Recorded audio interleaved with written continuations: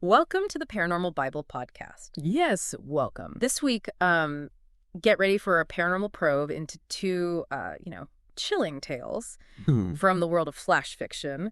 We're going to be diving into some ghostly encounters, All right.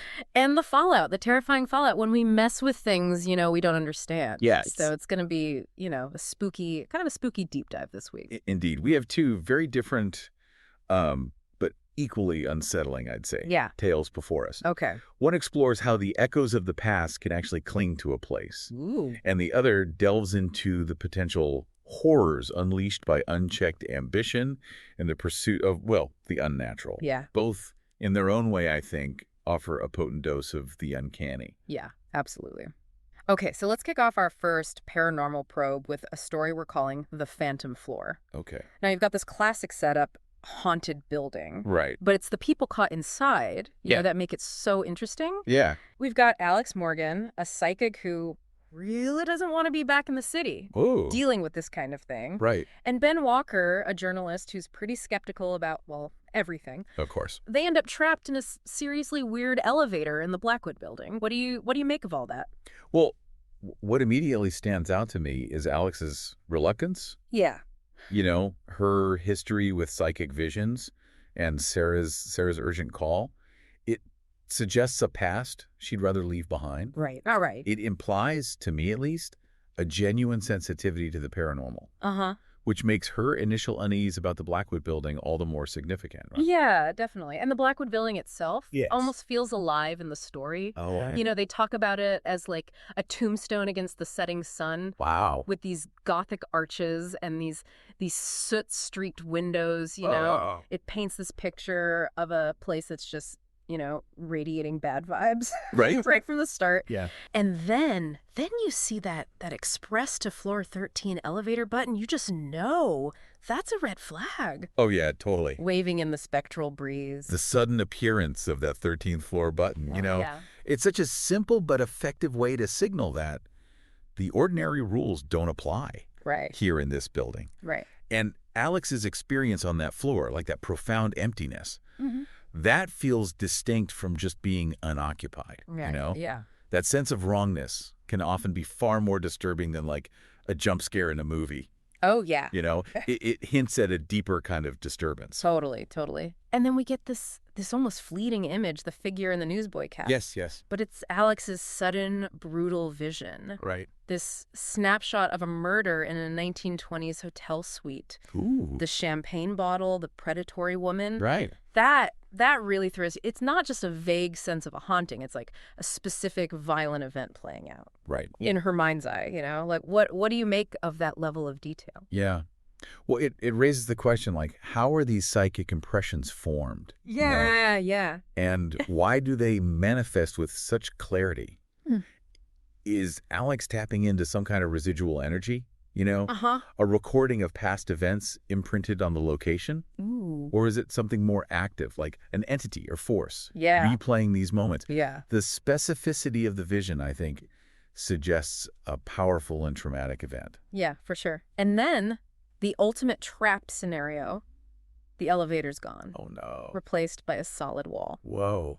That's when any logical explanation really goes out the window for Alex. Right. It's a stark physical manifestation of the impossible. It's a clever narrative device, isn't it? Yeah. It forces Alex, and by extension the reader, Right. to confront the reality of the situation. Right. There's no escaping through conventional means. Right. The supernatural has literally blocked the exit. It's like the story's telling us, like, okay, you're in for a ride. Exactly. Whether you like it or not. Buckle up. Yeah, exactly. Now, let's look at Ben. He's the grounded one. Yeah. The journalist. Right. Sarah's frantic call about Alex. It probably sounds like, okay, maybe a sensational story to him. Sure. Maybe even a sign of Alex having some kind of breakdown or something. His skepticism is definitely our anchor, I think, in all this strangeness. His encounter with the security guard is interesting. Yeah. The guard's almost blasé attitude Yeah. about the 13th floor, confirming there's no resident, but still allowing access. Yeah. It hints that strange things might not be entirely uncommon in the Blackwood Building. Yeah. Yeah. It subtly undermines Ben's assumption of a normal, rational environment. For sure. for sure. And of course, Ben ends up in that same eerie corridor, experiencing that same unsettling silence Alex described. Yeah. You know, that flickering sconce. I mean, it's a bit of a horror cliche, but it works perfectly to build the sense of unease that something is just not right. Right. You know, it starts to erode Ben's skepticism even before he sees anything concrete. The moment Ben finds Alex, her hair is described as genuine and palpable. Mm-hmm. It's not just her words, but, her entire demeanor that begins to convince him that something extraordinary is happening. Yeah. And then he sees it. That shimmering apparition of the 1920s hotel room. Oh. The music, the flapper dresses, the champagne, an entire scene from another era. Yeah. Overlaid on the present. It's so creepy. What's fascinating here is that Ben, the skeptic, has a direct sensory experience of the paranormal. Right. How do you think that would impact someone so grounded in logic? Oh, man, it's got to be a seismic shift in his worldview, right? To witness something so completely outside the realm of, rational explanation. Yeah. And the reenactment of the murder, mirroring Alex's vision, it's no longer just her word against reality. Right. He's seen it too. Yeah. And then, poof, that phantom room dissolves. Wow. They're back in that cold corridor, but now they're both grappling with the impossible. Alex's explanation that these scenes repeat with different deaths paints a picture of a location just saturated with past drama, almost like, a broken record stuck on its most violent moments. Yeah.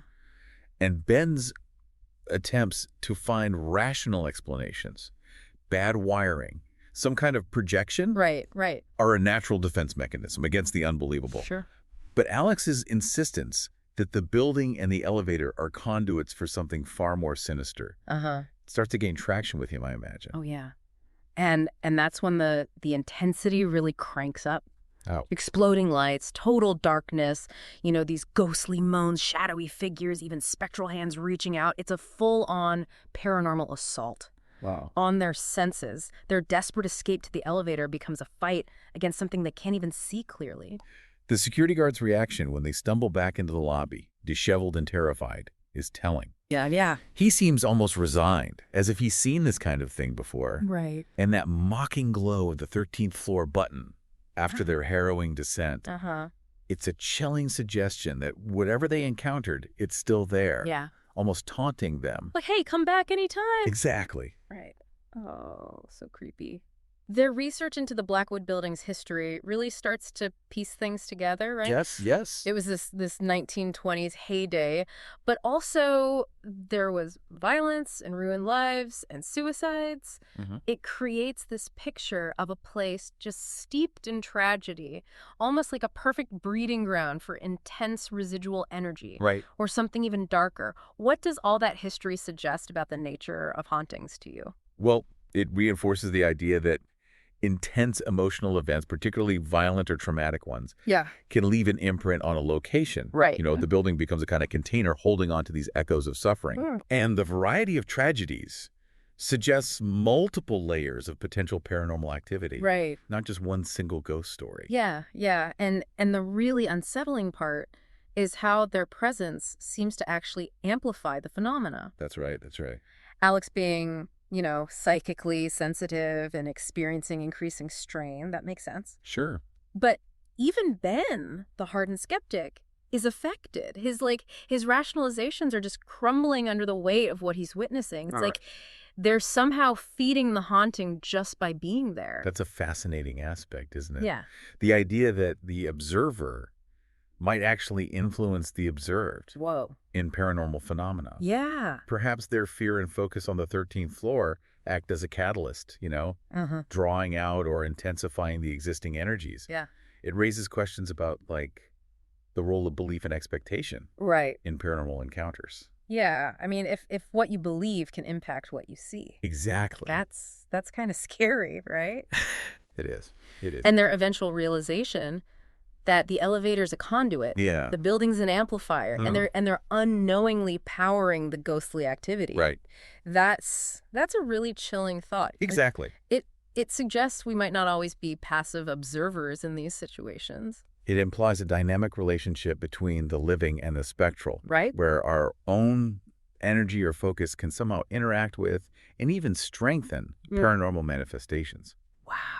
It moves beyond the idea of ghosts simply replaying old events. Yeah, okay. Let's shift gears now for our second paranormal probe. Okay. This is a story called The Weight of Shadows. Ooh, I like that title. And it takes a completely different turn, moving away from, a haunted location and diving into the dangers of scientific overreach and the unintended consequences of trying to, cheat death. Ooh, interesting. We meet Thaddeus Viridian. He's an alchemist obsessed with immortality. The description of Thaddeus's hidden laboratory immediately sets a different tone. You know? You've got those pungent odors, the damp stone walls. Yeah. It evokes a sense of ancient, secretive experimentation. Yeah. And the elixir itself, shifting from obsidian black to iridescent jade green, sounds inherently unnatural and potent, like a visual cue that something is amiss. Yeah, yeah. And then we have Liliana, his apprentice, who voices those crucial warnings from the ancient texts. Yeah. She represents, a respect for the unknown, like a caution born from tradition. And perhaps a wiser understanding of the world. Thaddeus, of course, completely ignores her. Of course he does. In his relentless pursuit of eternal life. It's that classic clash between ambition and wisdom. Right. Thaddeus's dismissal of Liliana's warnings highlights the hubris at the heart of his endeavor. Yeah. He believes his scientific approach can overcome any potential dangers outlined in those older texts. Right. His consumption of the elixir and the initial physical reaction, like the convulsion followed by apparent rejuvenation, creates a deceptive sense of success. Right. Masking the true cost of his ambition. Right. Yeah, it's like a false victory. Exactly. Okay. So that first manifestation of the shadow, it detaches and it's writhing. Ooh. And then there's this inhuman wail. Oh. That's a truly terrifying image. It's not like some subtle side effect. Right. It's a visceral, physical sign that something fundamental has gone wrong. Right. That his actions have had profound and monstrous consequences. The detachment of the shadow, traditionally seen as an integral part of a person, signifies a profound disruption of the natural order. Right. The inhuman wail suggests a connection to something beyond our normal understanding. Right. A glimpse into a darker realm. Yeah. And Thaddeus's fascination, rather than fear, is a disturbing indicator of his descent into obsession. Yeah. Even as the shadow is shattering his equipment and searing the stone floor, Thaddeus is just fascinated. He's more interested in documenting it than in the potential danger he's unleashed. Right. Liliana's growing horror really underscores the gravity of the situation. Yeah. And then the story fast forwards. Okay. And we see, these horrifying results spreading through the city. Oh. Unexplained deaths, whispers of ghosts, rumors of demonic possession. It's a terrifying escalation. The consequences of Thaddeus's actions just rippling outwards. Thaddeus's increasing isolation and his gaunt appearance, despite his supposed rejuvenation, are telling signs that the elixir is at a terrible price. Yeah. His pursuit of eternal life has ironically led to a form of living death. Oh, wow. Cut off from humanity and haunted by his creation. And when Liliana tries to connect the shadow to these terrible events, Thaddeus vehemently denies it. He's just calling it a scientific anomaly. His denial is almost comical in its stubbornness, a refusal to accept the horrifying truth of what he's done. His insistence on a purely scientific explanation reveals a fundamental misunderstanding of the forces he has unleashed by labeling it merely an anomaly. Right. He attempts to control and contain something that is clearly beyond the realm of conventional science. Yeah, he's trying to put it in a box and it doesn't fit. Exactly. Liliana's realization that gateway implies something can pass through is a crucial moment. It shatters Thaddeus's limited understanding and hints at a much larger, more terrifying threat. Exactly. The shadow is not just a detached part of him. Right. It's a doorway to something else entirely, something malevolent. Yeah.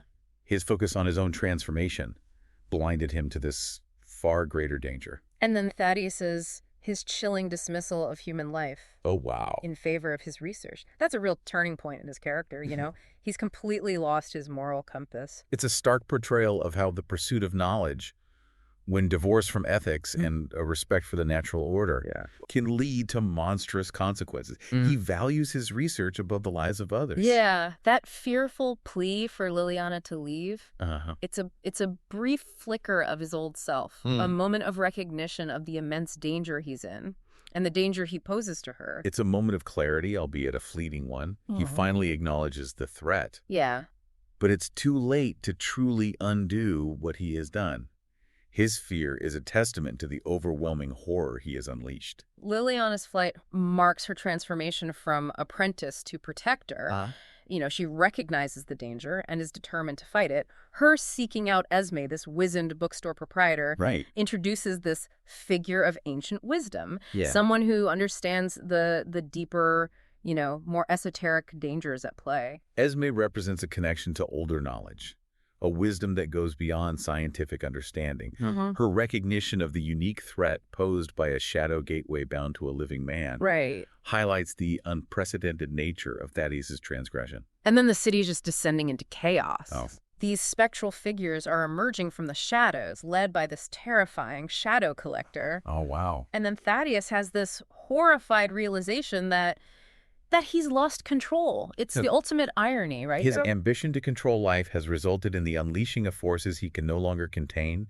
He has become a victim of his own creation, witnessing the devastation he has wrought. Liliana's return and their decision to face this together through sacrifice is a powerful moment of courage and perhaps a final redemption for Thaddeus. Their decision to confront the darkness together speaks to a bond forged through shared experience, even amidst such horror. Liliana's preparations highlight the shift from creation to destruction. A tragic necessity in the face of the overwhelming threat. It's like everything's become so inverted. Exactly.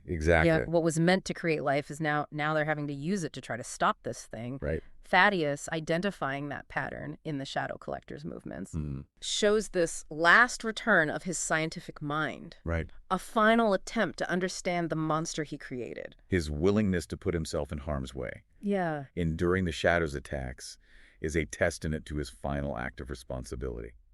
It's a desperate attempt to give Liliana the opportunity she needs to stop the shadow collector. And then Thaddeus's final act, shattering the crucible. Releasing the elixir back into the earth. And that powerful cry, "To ashes, all things must return." That's a profound statement. Recognizing the cyclical nature of life and death. A return to the fundamental principles he sought to escape. His sacrifice is a final acceptance of the natural order. And the immediate and violent collapse of the Shadow Gateway, consuming all those spectral entities and the Shadow Collector, it signifies a victory, but a costly one. The ambiguity of Thaddeus's fate and the emphasis on return suggests that the consequences of his actions may not be entirely over. There's a sense that the veil between worlds has been weakened, and the possibility of further incursions remains.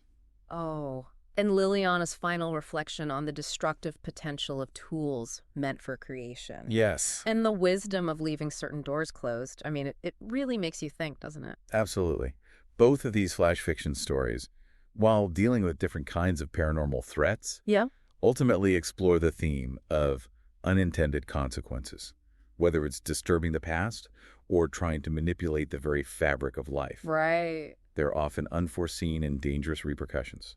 So, thinking about these terrifying tales, does it make you wonder if certain places can genuinely hold on to the pain and trauma of the past? And what about when we try to play God, are we always destined to face dire consequences? These stories tap into our deep-seated fascination with the unknown. And the potential dangers that lurk beyond our understanding. They invite us to consider the boundaries we shouldn't cross. Whether those boundaries are physical locations steeped in tragedy or the fundamental laws of nature itself. And consider Alex and Ben, the skeptic forced to confront the undeniable, and the psychic facing down the darkest energies. What would you do in their shoes? It forces us to examine our own capacity for belief and how we might react when confronted with something that defies our rational understanding of the world. Would we cling to logic, or would we be forced to accept the impossible? And for someone like Alex, how do you live in a world where such dark energies are palpable. Yeah, it's a good question. And what about Thaddeus's ambition and Liliana's courage? Yes. Where do you think the line is drawn when it comes to the pursuit of knowledge? And what are the true costs when we strive for something like immortality? These narratives raise profound ethical questions about the limits of scientific inquiry and the potential for hubris to lead to destruction. Yeah. They challenge us to consider the value of human life and the wisdom of respecting the natural order, even when the promise of something extraordinary beckons. These flash fiction stories really do offer a chilling glimpse into worlds where the paranormal becomes reality. They do. And we encourage you to think more about these themes. Are there local legends in your area that echo these tales of haunted places or forbidden experiments?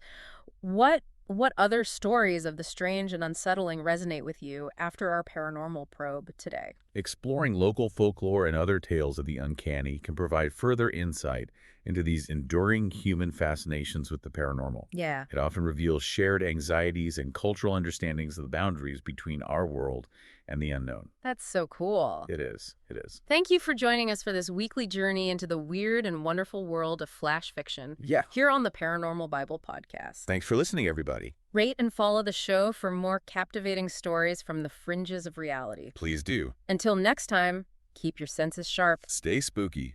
And your mind open to the mysteries that lie just beyond the veil.